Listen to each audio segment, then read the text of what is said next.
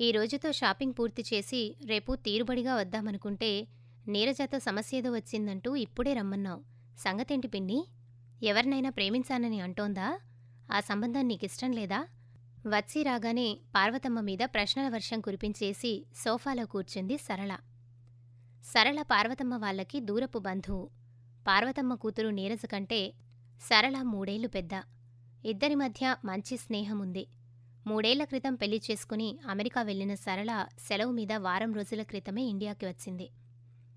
పార్వతమ్మ అక్కడే కూర్చుని ఉన్న నీరజ వైపు నిష్ఠూరంగా చూసి, నీ చెల్లెలి ప్రేమంతా అమెరికా మీదే, ఆ పిచ్చితో ఇక్కడ వచ్చిన మంచి సంబంధాన్ని కాదంటోంది అంది నిట్టూరుస్తూ. అలా చెబితే నాకెలా అర్థమవుతుంది పిన్ని? వివరంగా చెప్పు అడిగింది సరళ. ఎదురుగానే ఉందిగా, నీ చెల్లెల్నే అడుగు అని పార్వతమ్మ అంటూంటే నీరజ మధ్యలోనే అడ్డం వచ్చి, అర్జెంటుగా రమ్మని పిలిచిందానివి నువ్వే చెప్పచ్చుగా అంది కొంచెం కోపంగా. సరళ చిన్నగా నవ్వింది. బావుంది, మీరిద్దరూ వాదులాడుకుంటూ నన్ను సస్పెన్స్లో పెడుతున్నారు. ముందు నువ్వు చెప్పు పిన్ని సంగతేంటో అంది పార్వతమ్మ వైపు చూస్తూ. పార్వతమ్మ మళ్ళీ గట్టిగా నిట్టూర్చింది. మా తమ్ముడు శంకరం ట్రాన్స్ఫర్ అయి వచ్చి ఇప్పుడు ఈ ఊళ్ళోనే ఉంటున్నాడు. మేం మొన్న వాళ్ళింటికి వెళ్ళినప్పుడు మా మరదలి తరపు బంధువులు ఈ ఊళ్ళో ఎవరింటికో పెళ్లికని వచ్చి వీళ్ళనే చూసిపోదామని వచ్చారు. వాళ్ళకి వాళ్ళబ్బాయి కిషోర్కి మన నీరజ నచ్చిందని చెప్పి సంబంధం కలుపుకోవడానికి ఇష్టపడ్డారు. మా మరదలికి వాళ్ళ కుటుంబం బాగా తెలుసు, మంచివాళ్లని చెప్పింది. ఈడుజోడుగా ఉన్నాడు, అన్ని విషయాలు బావున్నాయని నీరజకు సంబంధాలు చూస్తున్నాం కదా అనే ఉద్దేశంతో మా తమ్ముడు వాళ్ళని సంప్రదాయంగా పెళ్లిచూపులకి ఈరోజు మన ఇంటికి రమ్మని చెప్పేశాడు. నీరజేమో వీల్లేదంటోంది. ముందు మనమే రమ్మని పిలిచాక మళ్ళీ రావద్దని చెప్పడం ఏం బావుంటుంది?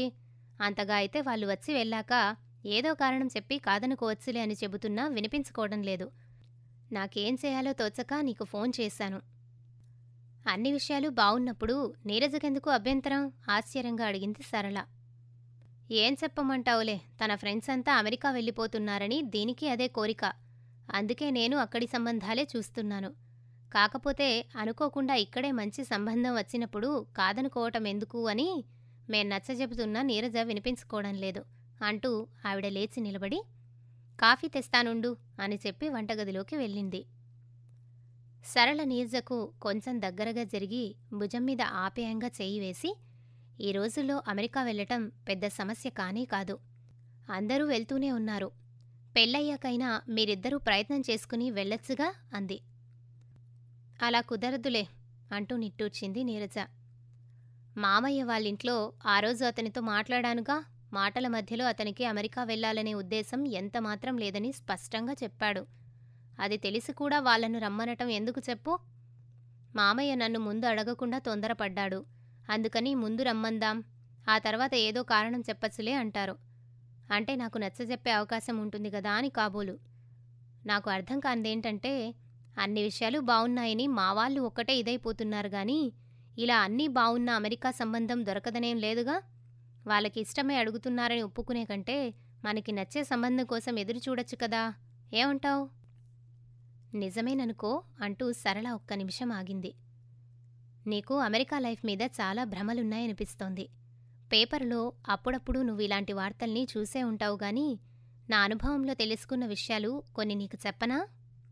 నీరజ చిన్నగా నవ్వింది. నువ్వు ఇలా ఏదో చెప్పి నన్ను ఒప్పిస్తావనే ఉద్దేశంతోనే కదా అమ్మ నిన్ను పిలిచింది. చెప్పు మరి. పిన్ని ఉద్దేశం ఏమైనా గాని 3 ఏళ్లుగా అక్కడ ఉంటున్నాను కాబట్టి నాకు తెలిసిన విషయాలు చెప్పాల్సిన బాధ్యత నాకు ఉంది. అమెరికా లైఫ్ బావుంటుందనటానికి ఎన్ని ప్లస్ పాయింట్స్ ఉన్నాయో బావుండదనటానికి అన్ని మైనస్ పాయింట్స్ ఉన్నాయి. ఒక్కొక్కరికి ఒక్కోలా అనిపించవచ్చు గాని నాకైతే మాత్రం మైనస్ పాయింట్సే ఎక్కువ కనిపిస్తాయి. అందుకే ఎప్పుడెప్పుడు ఇండియా వచ్చేస్తామా, మన వాళ్లందరి మధ్య ఉండే అవకాశం ఎప్పుడొస్తుందా అని ఎదురుచూస్తూ ఉంటాను తెలుసా. మంచి భవిష్యత్తు కోసం ఎంత దూరమైనా ఎక్కడికైనా వెళ్ళాలి. కెరీర్ గురించి ఆలోచించకుండా ఉన్నచోటనే ఉండాలనుకోవడం నాకస్సలు నచ్చదు. నాకీ సంబంధం ఇష్టం లేకపోవడానికి కారణం కూడా ఇదే.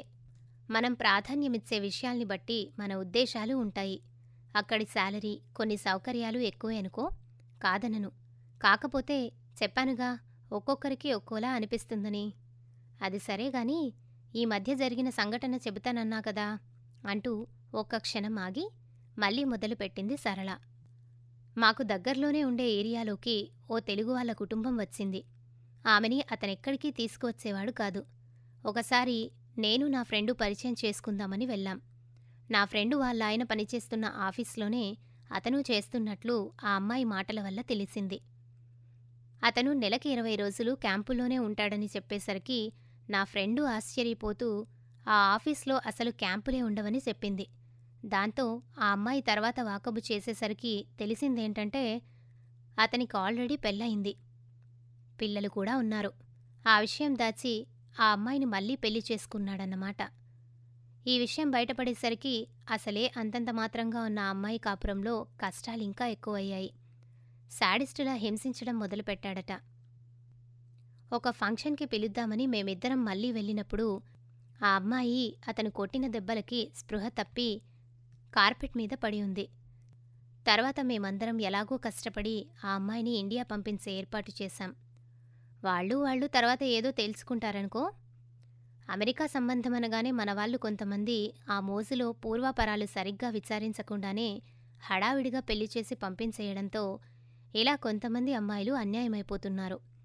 ఇలాంటివి అప్పుడప్పుడు అక్కడక్కడా జరుగుతున్నట్లు వింటూనే ఉన్నాం.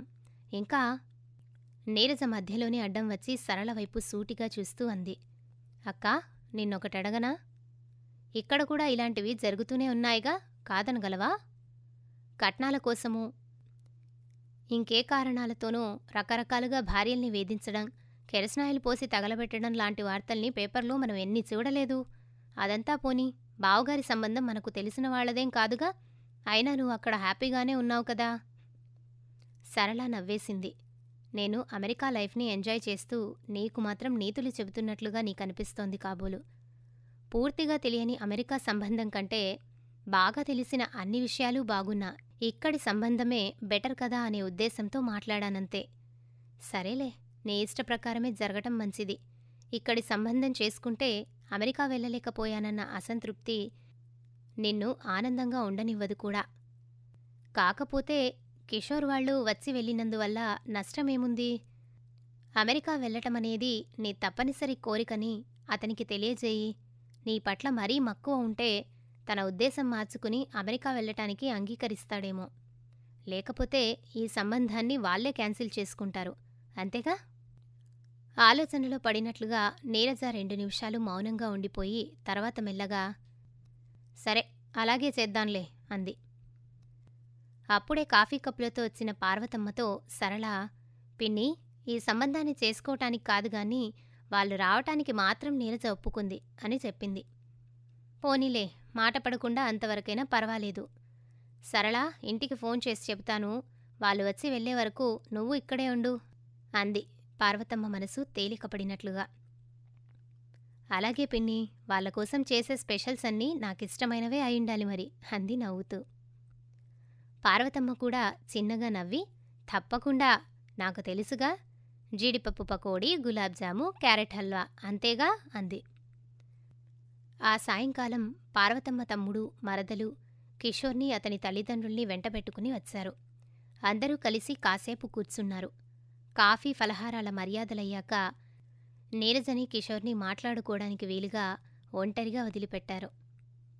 వెళ్లే ముందు కిషోర్ తల్లి, మాకైతే ఏ అభ్యంతరమూ లేదు, ఇక మీ అంగీకారమే తరువాయి అంది పార్వతమ్మతో. ఆమె అలా వెంటనే అడుగుతుందని ఊహించని పార్వతమ్మ ఏం చెప్పాలో అని మనసులోనే తత్తరపడుతూ ఉండగా ఆమె మళ్ళీ, మేమీ ఊళ్ళో ఎల్లుండి వరకు ఉంటాం, ఆలోచించుకుని చెప్పండి, తొందరేం లేదు అంది. దాంతో హమ్మయ్య అనుకుంటూ పార్వతమ్మ స్థిమితపడింది. వాళ్ళు వెళ్ళిపోయాక అందరూ హాల్లోనే కూర్చుని మౌనంగా ఉండిపోయారు. శంకర్రావే ముందుగా నిశ్శబ్దాన్ని భంగపరుస్తూ పార్వతమ్మతో, అక్కయ్య, మా ఆఫీస్లో చలపతిరావు అనే ఒక ఆయనున్నాడు. ఆయనకు స్టేట్స్లో బంధువులు చాలామందే ఉన్నారు. నీరజకు సంబంధం చూడమని ఆయనకు చెబుతాలే అన్నాడు. పార్వతమ్మ అలాగే అన్నట్లుగా తలూపి సరళ వైపు చూస్తూ, అక్కడికి వెళ్ళాక నువ్వు చూడవే అంది. నువ్వేరే చెప్పాలా పిన్ని, తప్పకుండా చూస్తాను అంది సరళ. నీరజ వెంటనే, ఏం చూడక్కర్లేదు అంది. ఎందుకని, నీ మనసులో ఎవరైనా ఉన్నారా?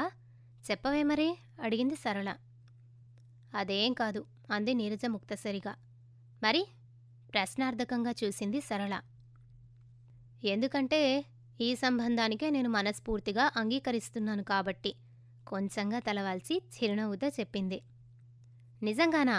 అందరూ ఒక్కసారే అడిగారు. నీరజ అవునన్నట్లు తలూపింది. ఓహ్ అంటూ సరళ పెద్దగా నవ్వేసింది. అయితే నా కౌన్సిలింగ్ బాగానే పనిచేసిందన్నమాట. అమెరికా లైఫ్కి మైనస్ పాయింట్సే ఎక్కువని నీకు అనిపించింది కదూ? అదే కాదన్నట్లుగా నీరజ తలూపింది. ఓహ్ అర్థమైందిలే. అతనే మనసు మార్చుకుని అమెరికా వెళ్లటానికి అంగీకరించాడన్నమాట. అదీ కాదన్నట్లుగా తలూపేసరికి కొంచెం అసహనంగా, సస్పెన్స్లో పెట్టక అసలు విషయం చెప్పవే బాబూ తొందరగా అంది సరళ. చిరునవ్వుతో నీరజ చెప్పుకొచ్చింది. ఈ రోజుల్లో అందరూ అమెరికా వెళ్లాలని ఆరాటపడుతుంటే మీకెందుకలా వెళ్లాలనిపించడం లేదు అని కిషోర్ని అడిగాను. చదువయ్యాక ఉద్యోగంలో చేరినా గాని అమెరికా వెళ్లటానికి అతను ప్రయత్నాలు చేశాడట. ఇక కొద్ది రోజుల్లోనే వెళ్లాలని అనుకుంటుండగా జరిగిన సంఘటన అతని అభిప్రాయాన్ని పూర్తిగా మార్చేసిందని చెప్పాడు. వాళ్ళ నాన్నగారికి హార్ట్అటాక్ వస్తే హాస్పిటల్లో చేర్పించారట. 2-3 రోజుల్లోనే ఆపరేషన్ చేయాలని చెప్పేసరికి వాళ్ళమ్మగారు కిషోర్కి ఫోన్ చేసి తమ సొంత ఊరికి వెళ్ళి కౌలివ్వాల్సిన రైతుల దగ్గర నుంచి డబ్బు వసూలు చేసి తీసుకురమ్మని పురమాయించారట. కిషోర్కేమో తండ్రిని వెంటనే చూడాలనిపించడంతో ఊరికి వెళ్లకుండా డబ్బు ఏర్పాటు ఫ్రెండ్స్కి అప్పుచెప్పి వచ్చేశాడట. తండ్రికి ఆ విషయం చెప్పినప్పుడు ఆయన కిషోర్ చేయి పట్టుకుని చాలా ఆనందంగా, డబ్బుదేముందిరా, ఇక్కడే ఎవరో ఒకరి దగ్గర తీసుకుని తర్వాత ఇచ్చేయొచ్చులే, నువ్వు వెంటనే వచ్చేశావు, నిన్ను చూడగానే కొండంత బలం వచ్చేసినట్లుగా చాలా రిలీఫ్గా ఉంది అన్నారట. ఆ ఒక్క మాట అతన్ని ఆలోచనలో పడేసి అమెరికా వెళ్లాలనే కోరికను పూర్తిగా తుడిచిపెట్టేసిందని చెప్పాడు. పెద్దవాళ్ళైన తల్లిదండ్రులకి ఏ అనారోగ్యం వచ్చినా చూసుకోవడానికి తనకేమో తోబుట్టిన వాళ్ళెవ్వరూ లేరు. అటువంటి పరిస్థితుల్లో డాలర్లు సంపాదించి పంపించడం కంటే వాళ్లకు అండగా ఇక్కడుండటమే అవసరమని బాగా అనిపించడంతో మంచి కెరీర్ కోసం, డబ్బు సంపాదించడం కోసం ఏ ప్రయత్నాలైనా ఇక్కడే చేయాలని నిర్ధారించేసుకున్నట్ట. ఇదంతా చెప్పాక అతను ఇంకొక మాట అన్నాడు. మీరు ఒక్కరే కాబట్టి ఈ సంబంధం మీకిష్టమై మన పెళ్లి జరిగితే మీ అమ్మగారు మనతోనే ఉండొచ్చు, నాకేం అభ్యంతరం లేదు అని. ఆ మాట కొరడా దెబ్బలా తగిలి నాకు కనువిప్పు కలిగించింది. అవును మరి, నాన్న చనిపోయినప్పటినుంచి అమ్మ ఒక్కతే కుటుంబ భారాన్ని మోస్తూ నన్ను కష్టపడి పెంచి పెద్ద చేసింది. ఇప్పుడు నేను అమెరికా వెళ్ళిపోతే అమ్మకి ఎటువంటి అనారోగ్యం వచ్చినా బంధువుల, స్నేహితుల దయాధర్మం మీద ఆధారపడాల్సిందే. అదే ఇండియాలో ఉంటే ఒకవేళ అమ్మ మా దగ్గర ఉండటానికి ఇష్టపడకపోయినా తనకి బాగాలేనప్పుడు నేనైనా వెంటనే వెళ్ళగలను, లేకపోతే అమ్మనైనా నా దగ్గరకు తీసుకురాగలను. ఇప్పటివరకు ఇలా ఎందుకు ఆలోచించలేదా అని సిగ్గుపడ్డాను. ఆపైన కిషోర్ తన తల్లిదండ్రుల గురించే కాకుండా నా వాళ్ళ గురించి ఆలోచించడం నాకు బాగా నచ్చింది. అతనిదెంత మంచి మనసో అర్థమైంది. అందుకే ఈ సంబంధానికే సిగ్గుపడుతున్నట్లుగా చివరి మాటను ఆపేసింది. నీరజ మాటలకు అందరి మొహాలు వికసించాయి. సరళ నీరజ చెయ్యి పట్టుకుని ఉత్సాహంగా ఊపేస్తూ, అందరూ చేస్తున్నారని కాకుండా మన పరిస్థితుల్ని బట్టి మనకేది మంచిదో ఆలోచించుకుని నిర్ణయించుకోవాలి. ఏమైనా గానీ చివరకు మంచి నిర్ణయం తీసుకున్నావు, కంగ్రాట్స్ అంది నవ్వుమొహంతో. పార్వతమ్మ కళ్ళు ఆనందంతో చెమర్చాయి. తల్లి మొహంలోని సంతృప్తిని, ఆనందాన్ని గమనించిన నీరజ తను తీసుకున్న నిర్ణయం సరైందేననుకుంటూ తృప్తిగా లోపలికి నడిచింది.